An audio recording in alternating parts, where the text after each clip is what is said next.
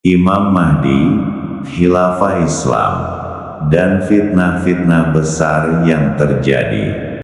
Ada sekelompok orang dalam Islam yang biasa disebut Wahabi. Kelompok ini lahir di Arab Saudi, didirikan oleh Muhammad bin Abdul Wahab, dan disokong oleh Ibnu Saud, seorang penguasa Najd Arab Saudi. Kelompok Wahabi merupakan gerakan ekstrim kanan yang lahirnya bersamaan dengan kelompok ekstrim kiri, sekularisme, di Turki yang dipelopori oleh Mustafa Kemal Atatürk.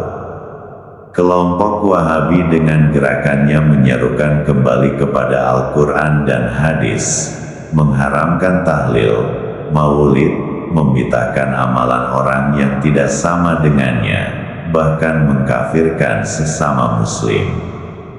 Saat ini sekularisme di Turki sudah hancur dengan berkuasanya Presiden Erdogan. Begitupun Wahabi sudah sakaratul maut, dan dekade ini adalah masa akan datangnya ajal gerakan Wahabi. Jika periode Mulkan Jabar itu akan berakhir dengan ditandai runtuhnya komunisme, kapitalisme, Wahabisme dan sekularisme, maka sesuai sabda Rasulullah SAW tentang 4 fase zaman atau pemerintahan pasca beliau wafat, maka saat ini era tahun 2000 dan seterusnya, kita telah memasuki fase khilafah ala minhajin nubuwah, yaitu periode kekhalifahan Imam Al-Mahdi. Periode ini akan ditandai dengan banyaknya fitnah, kezaliman dan kekacauan di seluruh negeri di dunia ini. Virus corona merupakan salah satunya. Ia adalah bagian dari tanda itu. Pada zaman kekhalifahan Imam Al-Mahdi ini, Allah akan menurunkan dan menyiapkan ulama pewaris Nabi. Namanya seperti nama Rasulullah SAW, dia berasal dari Ahlul Bait keluarga Nabi. Yang dimaksud namanya seperti Nabi adalah dalam diri ulama tersebut telah terjadi copy paste kepribadian Nabi Muhammad SAW, mulai dari akhlaknya, cara hidupnya, amaliyahnya, keikhlasan, keridhaan bahkan kefakiran dan kemiskinannya. Berasal dari Ahlul Bait maksudnya adalah bisa saja secara nasab ada hubungan darah, contohnya para Habib dan Sayyid Sayyidah. Bisa juga secara ruhani, yaitu manusia-manusia unggulan yang sudah mengetahui dan kenal dengan ruh idofinya. Mengetahui di mana ruhnya akan tinggal, kapan ditiupkan ke dalam jasad, apa dan bagaimana tugasnya. Intinya orang yang sudah marifatun nafsi dan marifatullah, mengenal siapa dirinya juga Tuhannya. Pewaris Nabi itu berbeda dengan pewaris Rasul. Jika pewaris Rasul itu sudah berhenti dan berakhir dengan selesainya Al-Quran diturunkan kepada Kanjeng Nabi Muhammad SAW sebagai risalah atau wahyu kerasulan yang terakhir, maka wahyu kenabian bisa juga disebut wahyu kewalian atau wahyu walayah. Itu akan terus berlanjut sampai akhir zaman. Wahyu kewalian juga disebut ilham, diturunkan kepada orang-orang yang memiliki kedekatan dan kedudukan langit yang tinggi di sisi Allah Subhanahu wa Ta'ala. Wahyu kewalian itu hanya diturunkan kepada ulama ruhani, bukan ulama jasmani atau akli.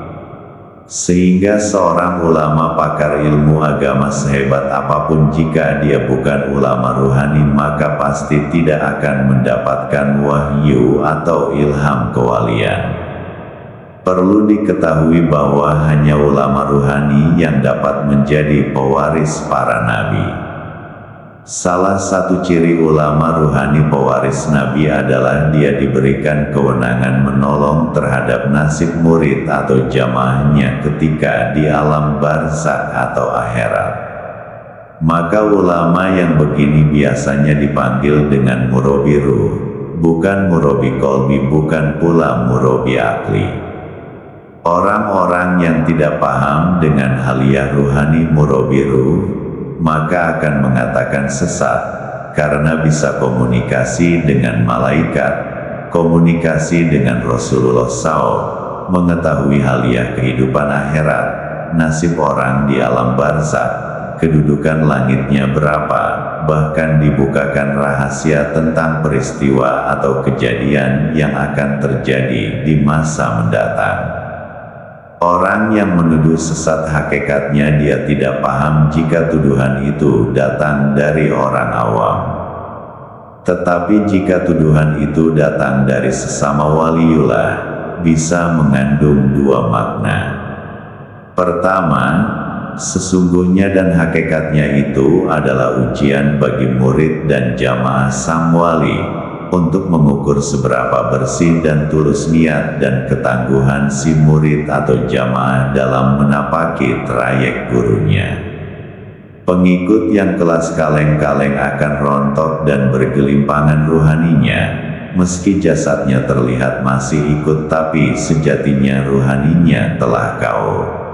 Kedua, bisa bermakna tuduhan sesat itu adalah bentuk kasih sayang waliullah kepada sesama waliullah, agar sang wali yang sejatinya mastur atau tersembunyi kembali kepada haliyah dirinya yang mastur disembunyikan Allah, agar amanah tugas yang diemban tidak terganggu gara-gara sempat menjadi wali masyhur atau dikenal khalayak luas dengan berbagai sebab atau media, bisa karena diviralkan oleh jamaah, murid atau oknum-oknum yang memusuhi waliullah.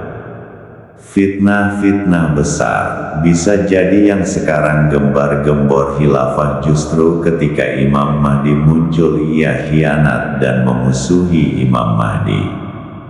Pantaskan diri dulu, nyalakan dulu cahaya iman di dadamu. Perbaiki dulu amalia hakikat syariatmu, gak usah muluk-muluk mau mendirikan khilafah. Gak ada dalil dan ceritanya khilafah itu bisa dibuat-buat. Khilafah itu anugerah kun fayakun minallah. Bukan buatan kelompok ormas atau didirikan oleh negara, tapi khilafah itu janjinya Allah yang pasti akan tegak berdiri di atas bumi ini. Surat An-Nur ayat 55. Gak usah ikut sana ikut sini yang gak jelas. Mendingan perbaiki Islam, iman sehingga mencapai makom ihsan lewat para guru atau aulia, agar bisa menyambung dengan ruhani khotamul aulia, Imam Mahdi, sehingga kita masuk dalam kategori ikhwan akhir zaman. Proses khilafah itu berat, butuh pengorbanan dan perjuangan, dan akan banyak nyawa syahid dalam perjalanan panjang ini. Tapi itu nanti bersama Imam Mahdi. Coba direnungkan, sebelum Imam Mahdi muncul akan ada dukun. Kabut hitam tebal, bisa selamatkah engkau darinya? Ketika Imam Mahdi didohirkan, beliau akan melaksanakan tugas yang pertama, yakni sebagai panglima perang. Beliau memimpin perang di seluruh dunia dengan kehebatan dan keperkasaannya. Terus khilafah akan berdiri. Khilafah masih panjang ceritanya. Setelah banyak peperangan dimenangkan Ikhwanul Muslim, Dajjal marah dan keluar. Inilah fitnah yang paling besar, kata Nabi, dari penciptaan bumi sampai kiamat. Apakah kau bisa selamat dari fitnah Dajjal? Dajjal akan menguasai bumi. Semua iblis, jin, setan dan siluman, dan dukun seantero dunia tunduk kepada Dajjal. Bisakah kau lari dari tipu dayanya? Semua makanan dan minuman pun disabotase oleh Dajjal, sehingga kaum mukmin hanya memakan tahlil, tahmid dan takbir. Hanya mereka yang dianugerahi kolbun salimlah yang bisa lepas dari jerat-jerat laknatullah alaihim. Itu baru sampai sini. apakah kau bisa selamat dan tetap setia kepada Imam Mahdi di tengah kehancuran dunia dan kerusakan di mana-mana? Mari berpikir. Singkat cerita, lalu muncul Nabi Isa yang diturunkan untuk membunuh Dajjal. Apakah setelah turunnya Nabi Isa dan kematian Dajjal, khilafah akan berdiri? Belum. Masih ada satu lagi petaka yang sangat besar, yakni keluarnya Ya'juj Ma'juj. Apakah kau bisa selamat sampai di sini dan tetap setia dalam barisan Imam Mahdi? Semua yang ditemui Ya'juj Ma'juj akan dimakan, dan saking banyaknya mereka, lautan di dunia ini akan kering ketika diminum mereka. Gak ada yang bisa mengalahkan mereka, sampai Allah menurunkan wahyu agar Nabi Isa, Imam Mahdi dan segenap pasukan Ikhwan serta kaum muslim untuk menyelamatkan diri naik ke Gunung Tursina. Setelah Ya'juj Ma'juj merusak dan menguasai dunia, barulah Allah menurunkan wahyu kepada Nabi Isa. Nabi Isa pun berdoa, maka Allah menurunkan ulat dari neraka dan Ya'juj Ma'juj mati bergelimpangan di mana-mana. Nabi Isa berdoa untuk kedua kalinya, maka turunlah hujan seperti pada zaman Nabi Nuh untuk mensterilkan bumi dari bangkai Ya'juj dan Ma'juj. Nah, dari sinilah baru membahas khilafah. Babak baru Islam dalam gemilangnya dimulai dari sini. Tapi apakah kamu bisa selamat sampai sejauh ini?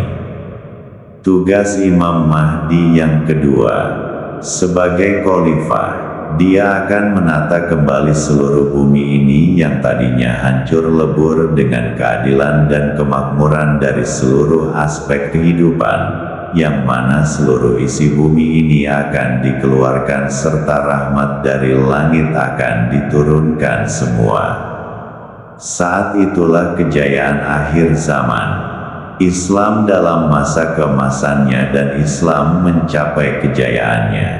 Gak ada peperangan, iri dengki sirna semua. Pada masa ini hati semua orang senang dan diliputi kasih sayang sempurna. Saat itu seumpama orang bersedekah sekarung emas, semua tidak ada yang mau, karena semua menjadi kaya raya.